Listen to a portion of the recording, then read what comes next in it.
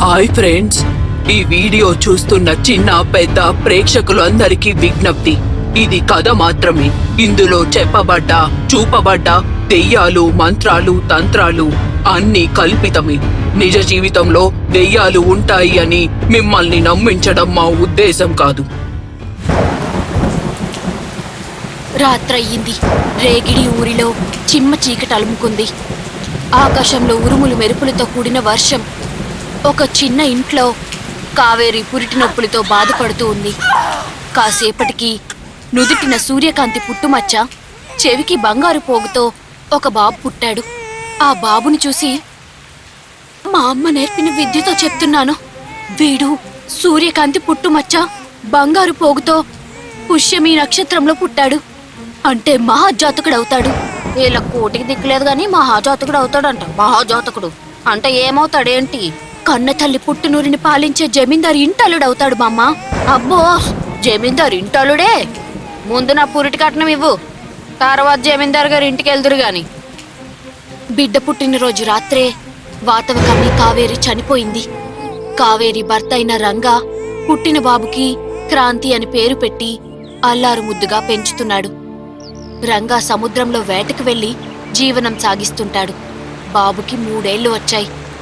ఒంటరిగా క్రాంతిని ఇంట్లో వదలలేక తనతో పాటు సముద్రంలోకి వేటకి తీసుకువెళ్తూ ఉండేవాడు.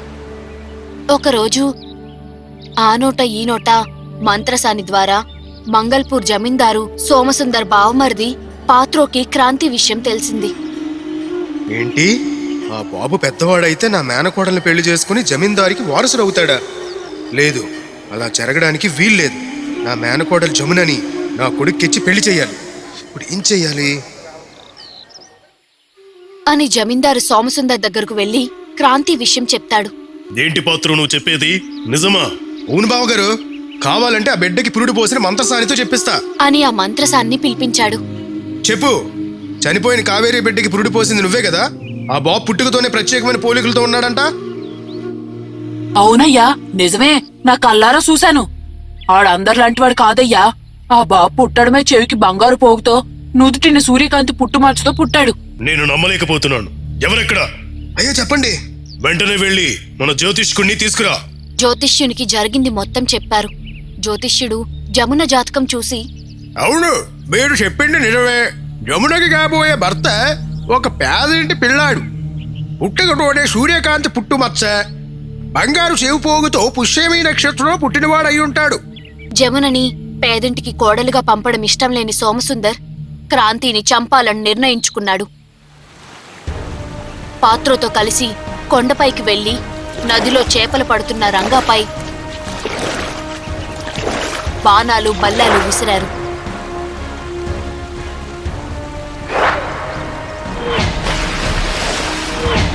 రంగా తనతో ఉన్న క్రాంతిని చేపలను దాచిపెట్టే చెక్కపెట్టెలో పెట్టి నదిలో వదిలేశాడు.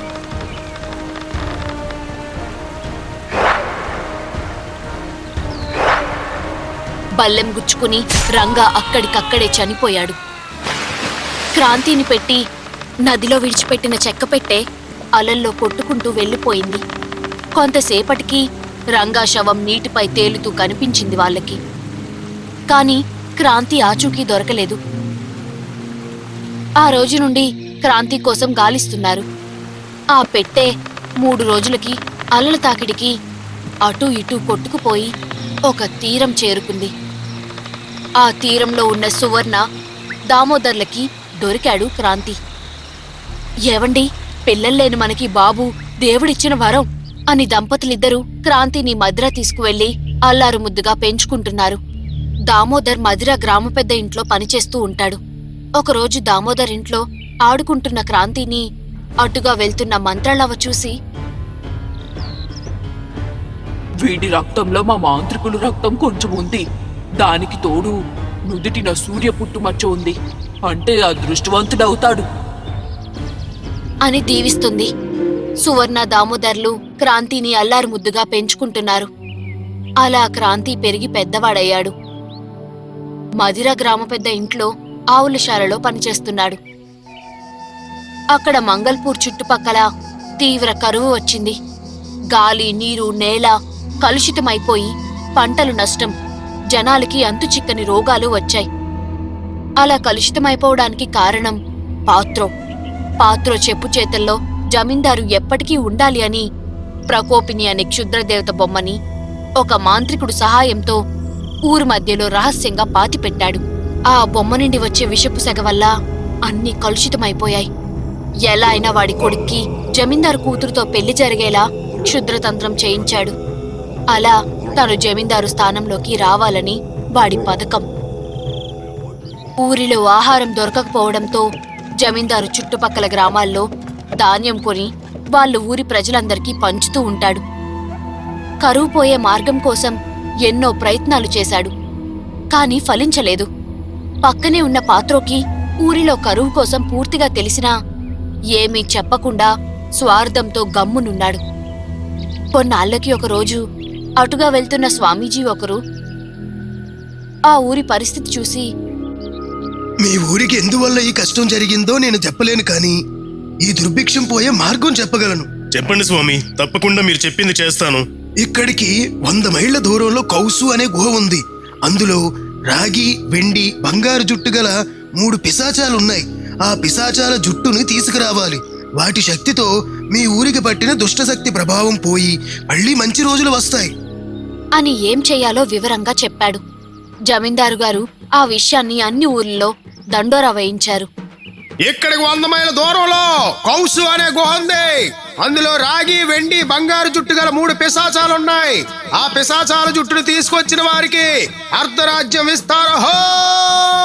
ఎంతో మంది యువకులు ప్రయత్నించారు, కానీ వెళ్ళిన వాళ్ళు ఎవ్వరూ తిరిగి రాలేదు. కొన్నాళ్లు గడిచాయి. ఒకరోజు మదిరకి జమీందారుతో కలిసి ధాన్యం కొనడానికి పాత్రో కూడా వచ్చాడు. అలా మదిర గ్రామ పెద్ద ఇంట్లో జమీందారు క్రాంతిని చూసి నుదుటిన ఉన్న పుట్టుమచ్చ వలన గుర్తుపట్టి ఏమీ ఎరగనట్టు, బాబు, మీది ఈ ఊరేనా? చాలా చురుగ్గా ఉన్నావు. అవునండి, మాది ఈ ఊరే. వీడి నుదుటిన సూర్యకాంతి పుట్టుమచ్చ, చెవికి బంగారు పోగు. చూస్తుంటే ఖచ్చితంగా జ్యోతిష్కుడు చెప్పినట్లు నాకు కాబోయే అల్లుడు వీడయి ఉంటాడు. చిన్నప్పుడు తప్పించుకున్నాడన్నమాట. వీడిని ఎలా అయినా అంతం చెయ్యాలి అని క్రాంతితో మాటలు కలిపి మధుర ఊరు పెద్దతో, గ్రామ పెద్దగారు, మేం తెచ్చుకున్న ధాన్యం సరిపోవు. ఇంకా కొంచెం ధాన్యం, గోధుమలు కావాలి. వాటిని కొనుగోలు చేయడానికి పక్క ఊరికి వెళ్ళాలి. ఈ విషయం మా దివానికి చెప్పి కొంత సొమ్మును పంపమని చెప్పాలి. ఈ అబ్బాయి చాలా చురుగ్గా, నమ్మకస్తుల్లా కనిపిస్తున్నాడు. ఆ కబురు చెప్పడానికి ఇతన్ని మా ఊరు పంపించగలరా? జమీందారు గారు, మీరు చెప్పినట్లే మా వాడు చాలా మంచివాడు. తప్పకుండా పంపిస్తాను. అలా క్రాంతికి జమీందారు లక్కతో అంటించిన లేఖ ఇచ్చి మంగల్పూర్ వెళ్లి వాళ్ళ దివాన్కి ఇమ్మని చెప్పి గుర్తు కోసం జమీందారు ముద్ర ఉన్న తన ఉంగరం ఇచ్చాడు. క్రాంతి ఒక్కడే మంగల్పూర్ బయలుదేరాడు. నడుచుకుంటూ వెళ్తూ సాయంత్రానికి మంగల్పూర్ ఊరు పొలిమేర చేరుకున్నాడు. అక్కడ ఒంటరిగా ఉన్న ఒక ఇంటి దగ్గరకు వెళ్లి, ఏమండి, ఎవరు లోపల? ఎవరు బాబు నువ్వు? మాది మదిరా గ్రామం అండి. నేను మంగళపూర్ వెళ్తున్నా. బాగా అలసిపోయా. ఈ రాత్రికి కాస్త మీ ఇంటి దగ్గర విశ్రాంతి తీసుకొని తెల్లవారుజామున వెళ్ళిపోతా. నా ఇంట్లోనా? నేను ఒక మంత్రగత్తెని. నన్ను ఈ ఊరు వాళ్ళు వెలివేశారు. అందుకే ఊరవతల ఒక్కడితేనే ఉంటున్నాను. అయినా చీకటి పడితే నా ఇంట్లోకి భూతాలు, పిశాచాలు వస్తాయి. నిన్ను చూస్తే చంపుకు తినేస్తాయి. అందుకే నా మాట విని ఇక్కడ ఉండకు బాబు, వెళ్ళిపో. నాకు దెయ్యాలు, పిశాచాలు అంటే ఎలాంటి భయం లేదు. నేనిక్కడ ఉండగలను బామ్మ. బాగా అలసిపోయా, దయచేసి ఉండనివ్వు. క్రాంతి జాలిగా అడగడంతో కాదనలేకపోయింది సంగుబాయ్. క్రాంతి అక్కడే పడుకుండిపోయాడు. రాత్రవగానే నిజంగానే కొన్ని పిశాచాలు వచ్చి పడుకున్న క్రాంతిని చంపి తిందామని చుట్టూ తిరుగుతున్నాయి. కానీ వాటి వలన సాధ్యం కాలేదు.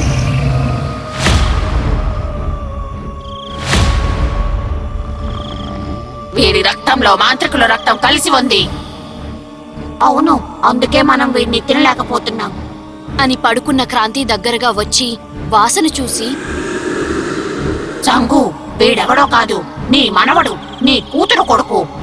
ఏంటి? వీడు నా కూతురు కొడుకా? నా మనవడా? అందుకే వీడిని మేము కనీసం ముట్టుకోలేకపోతున్నాం అని ఎగురుకుంటూ పిశాచాలు వెళ్ళిపోయాయి. పడుకున్న క్రాంతి దగ్గరికి వెళ్ళి తనని ప్రేమగా చూసి పక్కనే ఉన్న లేఖని తీసి తన మంత్రశక్తితో ఉత్తరం తెరవకుండానే లోపల ఏముందో చదివింది. ఈ లేఖని తెచ్చిన వాడిని నా కూతురు కంటపడనివ్వకుండా వెంటనే చంపేయండి. ఇట్లు జమీందారు అని రాసి ఉండడం చదివి ఆశ్చర్యపోయింది సంగూబాయ్.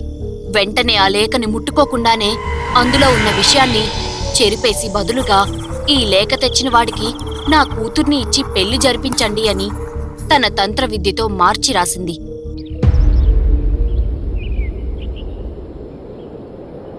ఇదేమీ తెలియని క్రాంతి తెల్లవారి అవ్వగానే లేచి ప్రయాణమవ్వబోతుండగా, బాబూ, నువ్వు ఎవరో కాదు, నా కూతురు కొడుకువి, నా మనవడివి.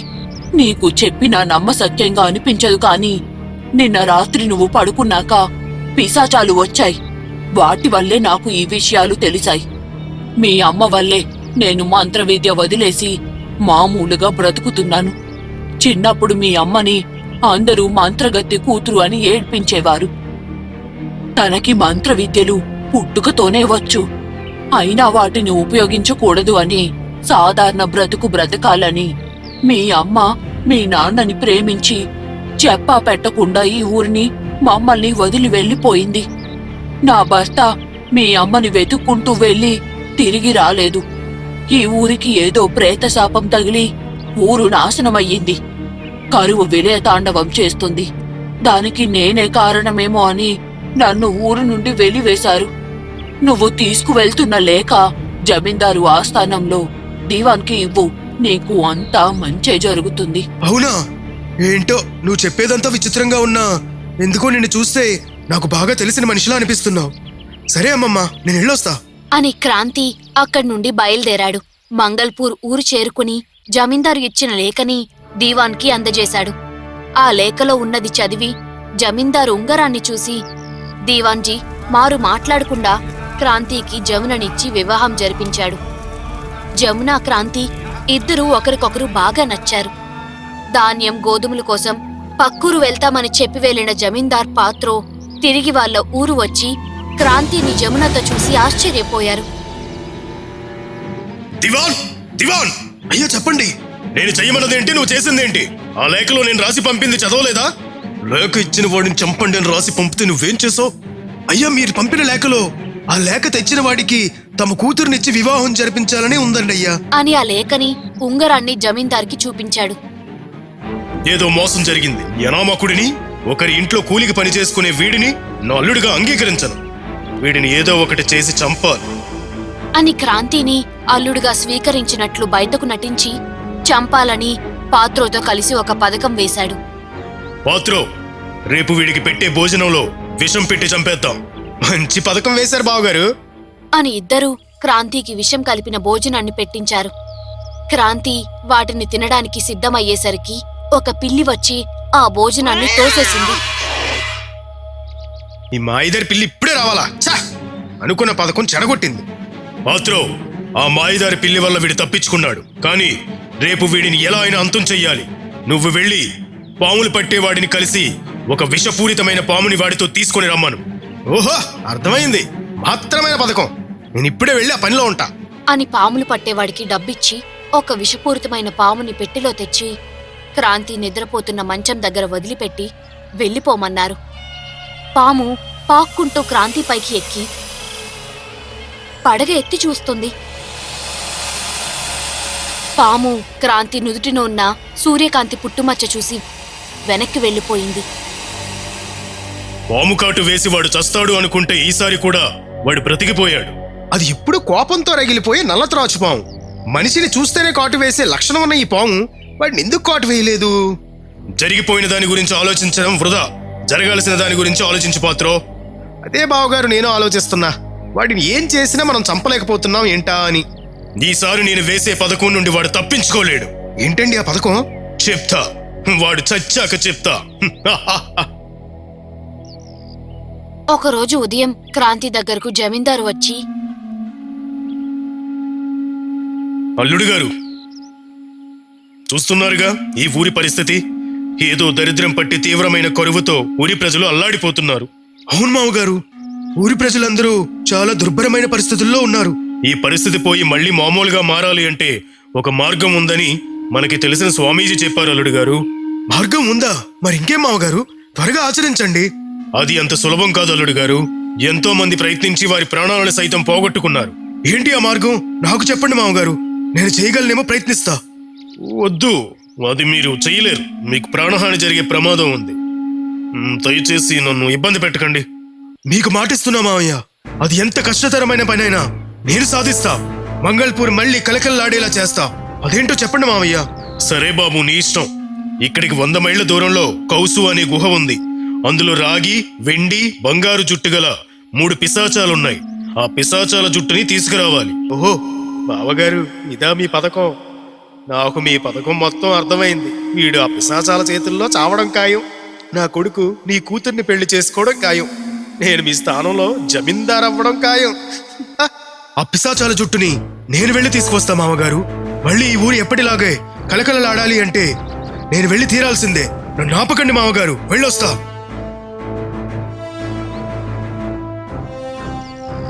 అని చెప్పి వెళ్తున్న క్రాంతిని చూస్తూ, నువ్వు వెళ్ళాలనే కదా నా ఆలోచన. వెళ్ళు వెళ్ళు, వాటి చేతుల్లో చావు. భార్య జమునకి చెప్పి గుర్రంపై కౌసు గుహకి బయలుదేరాడు.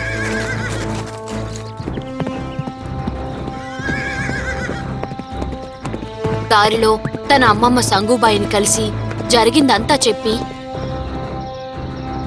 పాపం, పిల్లనిచ్చిన మామగారు కష్టంలో ఉంటే చూస్తూ ఉండలేకపోయా అమ్మమ్మ. నీ మావ నువ్వు అనుకున్నంత అమాయకుడేమీ కాదులే. నీకే ముందు ముందు తెలుస్తుంది. కానీ ఆ ఊర్లో కరువు ఉండడం నిజమే కదమ్మమ్మ, అందుకే ఆ కౌసు గుహకి వెళ్తున్నా.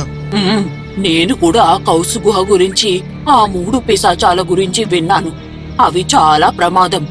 ఇదిగో ఈ మంత్రించిన తాయెత్తు కట్టుకో, నీకు రక్షగా ఉంటుంది. ఆ గుహకి చేరుకోకముందే నీకు అవరోధాలు ఎదురవుతాయి. వాటిని తెలివిగా దాటి అక్కడికి చేరుకో.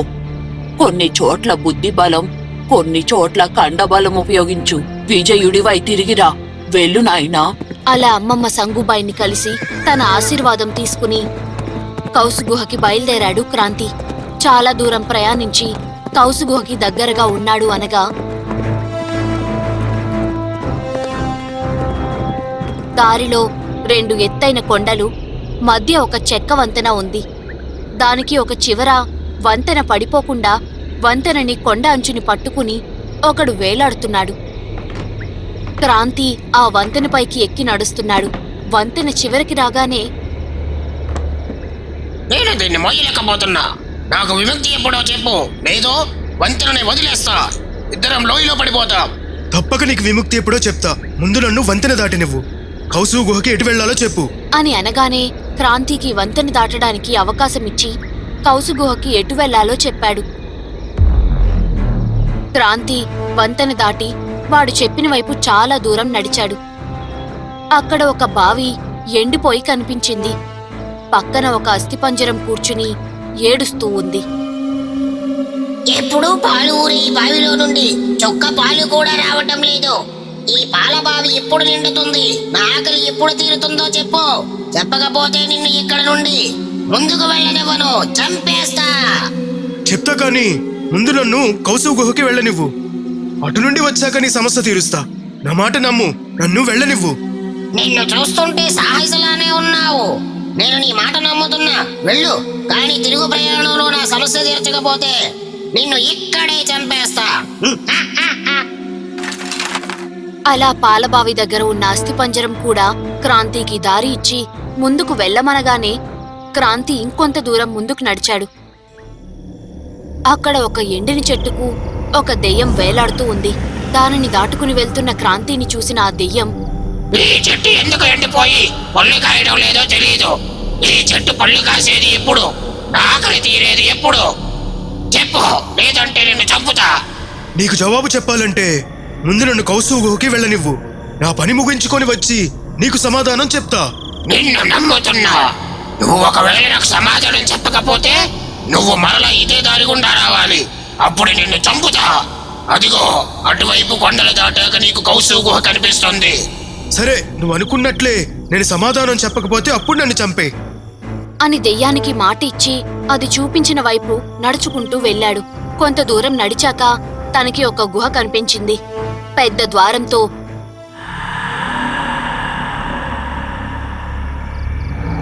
చుట్టూ పుర్రెలతో అస్థిపంజరాలతో భయంకరంగా ఉంది. అదే కౌసు గుహ. గుహ ద్వారం గుండా లోపలికి వెళ్లి చూస్తే అక్కడ 3 పిశాచాలు కనిపించలేదు. కాని ఆ పిశాచాలు బంధించిన ఒక చిలుక మాత్రం పంజరంలో ఉంది. గుహలోకి వెళ్లిన క్రాంతిని చూసిన చిలుక, ఓరి మానవా, ఎలా వచ్చావురా ఇక్కడికి? మామూలు మనుషులు ఎవరు ఇక్కడికి రాలేరురా. నువ్వు ఇక్కడికి వచ్చావు అంటే నువ్వు సామాన్యుడివి కాదు. ఇంతకీ ఎవరురా నీవు? ఇక్కడికి ఎందుకు వచ్చావు? తను ఎవరో, అక్కడికి ఎందుకు వచ్చాడో, అసలేం జరిగిందో అంతా వివరంగా చెప్పాడు క్రాంతి. ఓ, అయితే నువ్వు ఎవరో కాదురా, నా మనవడివే. నీ మనవన్నా? ఎలా? నువ్వు చెప్పిన మంత్రగత్తె సంగూబా ఎవరో కాదు, నా భార్యే. నువ్వు నా కూతురు కొడుకువి. మంత్రగాడినైనా నాకు మీ అమ్మ పుట్టగానే తన జాతకం ద్వారా తెలిసింది పెళ్ళైన తర్వాత తన ప్రసవంలోనే చనిపోతుంది అని. నా కూతురు ప్రాణాలు కాపాడుకోవాలి అంటే ఖగోళ బంధన తంత్రం చెయ్యాలి. అది చెయ్యాలి అంటే నాకు పిశాచాల రాగి, వెండి, బంగారు జుట్టు కావాలి. అందుకే నా కూతురికి పెళ్ళైన మరుక్షణమే నా భార్యకి కూడా చెప్పకుండా వాటి కోసం వెతుక్కుంటూ ఇక్కడికి వచ్చి వీటి చేతుల్లో చిక్కుకున్నా. నా మంత్రశక్తితో చిలుకలా మారి తప్పించుకోవాలి అనుకున్నా. కానీ ఆ 3 పిశాచాలు నన్ను బంధించాయి. నన్ను చంపకుండా వాటికి కాలక్షేపంగా ఈ గుహకి కాపలాగా నన్ను ఉంచాయి. ఇంతవరకు ఇక్కడికి ఎవరూ రాలేదు. మొదటిసారి నువ్వు వచ్చావు. నువ్వు అనుకున్నది సాధించే వెళ్ళు. నేను నీకు సహాయం చేస్తా. సరే తాత, ఏం చేయమంటావు? ఒరే మనవడా, ఆ పిశాచాలు బయటికి వెళ్ళాయి. అవి వచ్చే సమయం అయ్యింది. వెళ్ళి ఆ కుండలో దాక్కో. తాత, నాకు కొన్ని సమాధానాలు కావాలి. ఏంట్రా అవి? నేను గుహలోకి వచ్చే ముందు వంతెన, పాలబావి, ఎండిపోయిన చెట్టు దగ్గర నన్ను ఆపిన ఆ 3 ఎవరు? వాళ్ళ ప్రశ్నలకు సమాధానాలు నేను ఎలా చెప్పాలి? అని కౌసుగుహ చేరుకునే మార్గంలో జరిగింది మొత్తం చిలుక రూపంలో ఉన్న తాతకి వివరంగా చెప్పాడు. వాటి గురించి ఆ పిశాచాలకి తప్ప ఎవరికీ తెలియదు. నాకు కూడా తెలియదురా మనవడా. అయితే వాడి దగ్గర నుండి ఎలా తాత తెలుసుకునేది? నా దగ్గర ఒక ఉపాయం ఉంది. ఆ పిశాచాలు రాగానే వాటి జుట్టుని విడిచిపెడతాయి. ఆ జుట్టు బంగారం, వెండి, రాగి నాణేలుగా మారుతాయి. తరువాత నా దగ్గరికి వచ్చి మేము పడుకుంటాం. ఒక పాట పాడమంటాయి, లేదా ఒక కథ చెప్పమంటాయి. అప్పుడు వాటిని మాటల్లో పెట్టి మెల్లగా నీ ప్రశ్నలకి సమాధానాలు అడుగుతా. వెళ్ళు, అవి వచ్చే సమయం అయ్యింది. వెళ్ళి ఆ కుండలో దాక్కో అని చెప్పగానే క్రాంతి వెళ్లి అక్కడ ఉన్న ఒక పెద్ద కుండలో దాక్కున్నాడు. పిశాచాలు గుహలోకి వచ్చాయి. వాటి జుట్టుని తీసి పక్కన పెట్టగానే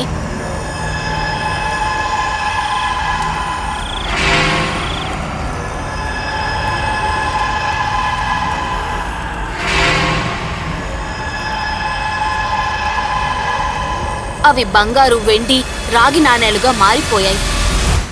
పిశాచాలు చిలుక దగ్గరకు వచ్చి, మాకు నిద్ర వస్తుంది, పాట పాడు. పాటొద్దు, ఒక మంచి కథ చెప్పు. పాట కాని కథ కాని ఏదైనా కొత్తది చెప్పు, మాకు నిద్ర ముంచుకొస్తుంది.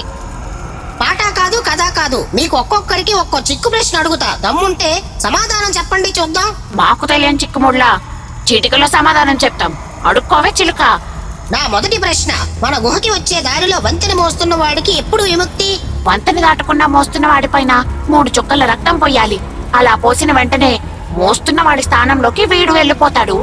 ముందు మోసిన వాడు విడుదలవుతాడు. సరైన సమాధానం చెప్పావు. నా రెండవ ప్రశ్న, పాలబావిలో పాలు ఎందుకు ఊరడం లేదు? పాలు ఊరే చోట రాకాసి కప్ప గుడ్డు పెట్టింది. దానిని చంపితే పాలు ఊరుతాయి. సరైన సమాధానం చెప్పావు. నా మూడవ ప్రశ్న, ఎండిపోయిన ఆ చెట్టుకి పళ్ళు ఎందుకు కాయడం లేదు? చెట్టు కింద రాకాసి ఎలుక ఒకటి ఆ చెట్టు వేర్లను కొరికి తినేస్తుంది. దానిని చంపితే ఆ చెట్టుకి మళ్ళీ పళ్ళు కాస్తాయి. అయినా ఆ 3 కోసం నీకెందుకు చిలుక? మేము వాళ్ళు దారిదాపుల్లోకి వెళ్ళినా మాడిపోతాం తెలుసా? సరే సరే, నువ్వు ముందు కథ చెప్పు, లేదా జోలపాట పాడు. జో జో జో పిశాచుల్లారా, జోలపాట వినండి.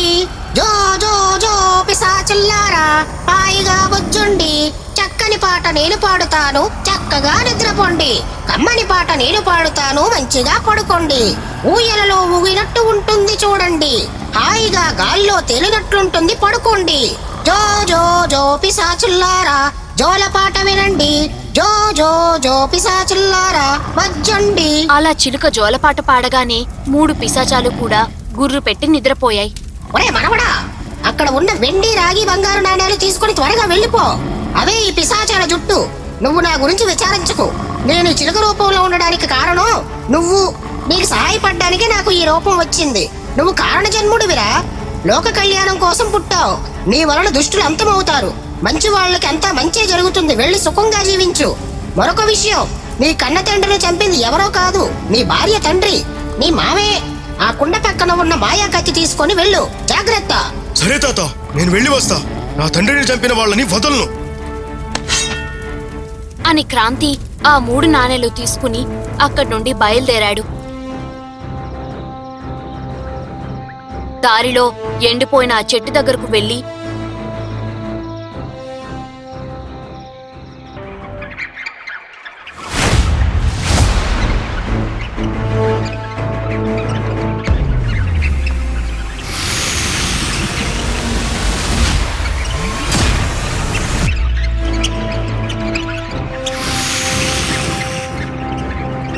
చెట్టు కింద రంధ్రంలో వేర్లు తింటున్న రాక్షస ఎలుకని చంపాడు. వెంటనే ఆ చెట్టు చిగురించింది. నువ్వు చెప్పినట్టే నాకు సహాయం చేశావు. ఇదిగో తీసుకో ఈ మూట. ఇందులో బంగారం ఇసుక ఉంది. ఆ బంగారు ఇసుక మూట తీసుకుని వెళ్తూ పాలబావి దగ్గరకు వెళ్లి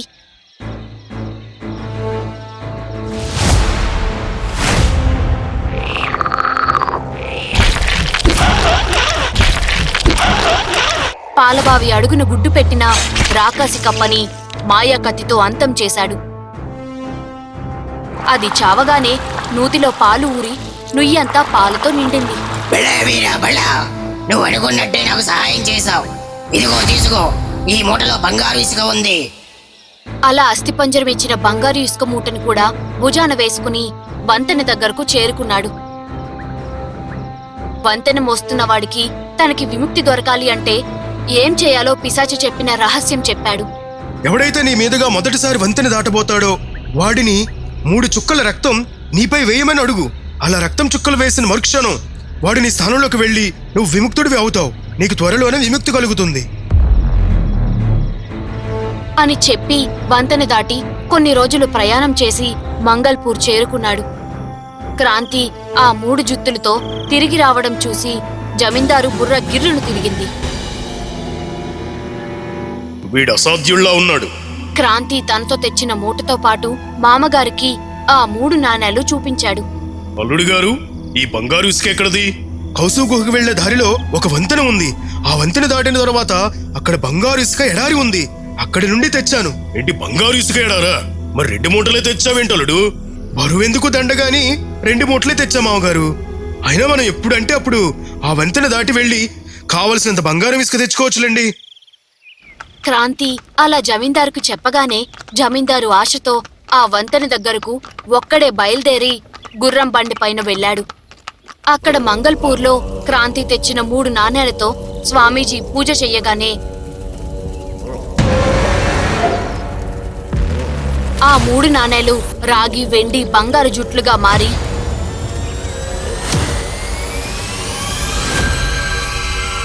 ఊర్లో తిరిగి వెళ్లి విగ్రహం ఉన్న చోటు ఆగాయి. పూజా ఫలితంగా ఊరు మధ్యలో పాతిపెట్టిన క్షుద్రదేవత విగ్రహం భూమిలో నుండి చీల్చుకుని వచ్చి దానిని నేలలో పాతిపెట్టిన పాత్రోని, మాంత్రికుడిని చంపేసి అది కూడా భస్మమైపోయింది. కౌసు గుహలో పిశాచాలు చిలుకను చంపేసి క్రాంతి వాటి జుట్టును తీసుకుపోయాడని తెలిసి మంగల్పూర్కి బోడిగుండులతో అరుచుకుంటూ బయలుదేరాయి.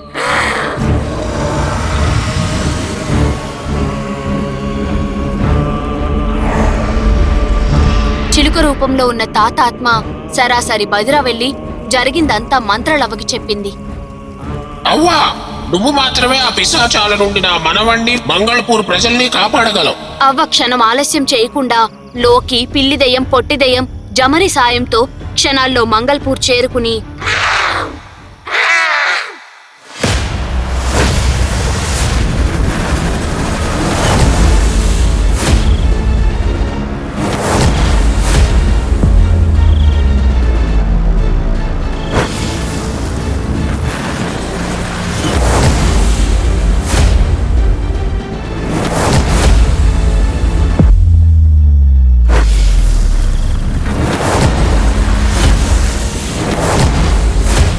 3 పిశాచాలని ఊరిలోకి అడుగు పెట్టనివ్వకుండా అడ్డుకుంది.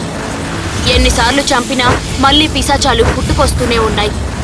అక్కడ వంతెన దగ్గరకు వెళ్లిన జమీందారుని చూసి వంతెన మోస్తున్న మనిషి, ఈ వంతెన దాటాలంటే నీ రక్తం 3 చుక్కలు నా పైన వెయ్యి, లేదో వంతెన దాటనివ్వను. ఓస్ 3 చుక్కలేగా, అవతల బంగారు ఇసుక కుప్పలు కుప్పలుగా ఉంది.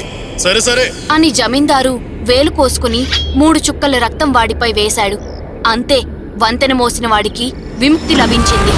వాడి స్థానంలో జమీందారు వెళ్లిపోయి వంతెన మోస్తున్నాడు.